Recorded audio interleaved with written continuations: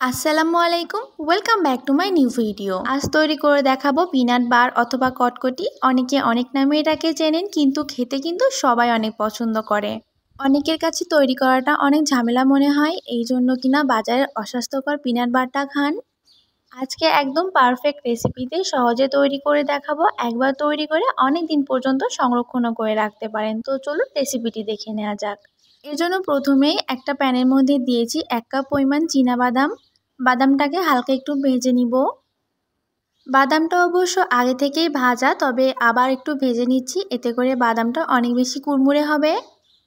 বাদামটা ভাজা হয়ে গেলে সাইডে রেখে দিয়েছি। এখন 1 কাপ বাদামের জন্য এখানে দিয়েছি 1 কাপ পরিমাণ চিনি। আপনারা চাইলে এখানে শুধু বাদাম না, অন্য যে কোনো ড্রাই ফ্রুটস ব্যবহার করতে পারেন, তবে চীনাবাদামটা সবার হাতের কাছে থাকে, এই জন্য আমি শুধু চীনাবাদাম দিয়ে করে দেখাচ্ছি। এখন চুলার আঁচটা মিডিয়াম লোতে রেখে একটু সময় নিয়ে ক্যারামেলটা তৈরি করে নিতে হবে। এই ক্যারামেল তৈরির পর্বটা একটু খেয়াল রাখতে হবে। যখন চিনিটা গলে যাবে তখন কিন্তু সাথে সাথে চুলার আঁচটা একদম কমিয়ে দিতে হবে, নয়তো ক্যারামেলটা অতিরিক্ত পুড়ে এই বারটা খেতে তিতো লাগবে। এই পর্যায়ে ভেজে রাখা বাদামগুলো দিয়ে খুব ভালো মতো করে 2 থেকে 3 মিনিট মিশিয়ে নিব। বাদামটা দিয়ে কিন্তু বেশিক্ষণ চুলার ওপর রাখা যাবে না। 2 থেকে 3 মিনিট খুব ভালো করে বাদামটা মিশিয়ে চুলা থেকে উঠিয়ে নিতে হবে। আমি এখানে বাটার পেপারটা ইউজ করেছি। আপনারা চাইলে কোনো লেখার কাগজের ওপর ঘি অথবা তেল একটু লাগিয়ে নিয়ে তার উপরে এটাকে দিয়ে দিতে পারেন। এটাকে দেওয়ার সাথে সাথে এরকম ছড়িয়ে দিতে হবে, নয়তো কিন্তু জমে যাবে। প্যাচুলাটা দিয়ে আমার হচ্ছিল না, এজন্য উপরে আরেকটা বাটার পেপার দিয়ে বেলনি দিয়ে আমার পছন্দ মতো করে পাতলা করে নিচ্ছি। এইভাবে করলে খুব ভালো মতো চারপাশে ছড়িয়ে যাবে।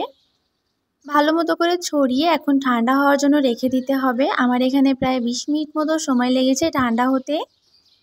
ঠান্ডা হওয়ার পর দেখুন কত সহজে বাটার পেপারটা উঠে আসছে। আমি 2 পাশে পেপার খুব ভালো মতো করে উঠিয়ে নিয়েছি। দেখতে পারছেন কতটা পারফেক্ট হয়েছে আর কতটা পাতলা হয়েছে। দেখতে পারছেন এই বারের চাকিটা একদম পারফেক্ট হয়েছে, চারপাশে সমান আর কতটা পাতলা হয়েছে। এখন পছন্দ মতো শেপে এগুলাকে ভেঙে নিব। কতটা পারফেক্টলি হয়েছে আর ক্যারামেলটাও কিন্তু পুড়ে যায়নি, খেতে কিন্তু অনেক মজা হয়েছিল। আমার বাসার সবাই অনেক পছন্দ করেছে।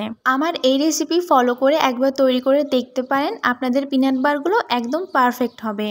আর একবার তৈরি করলে সারা বছর খেতে পারবেন। আশা করি আমার আজকের এই ভিডিওটি ভালো লেগেছে। দেখা হবে নতুন আরেকটি ভিডিওতে। আল্লাহ হাফেজ।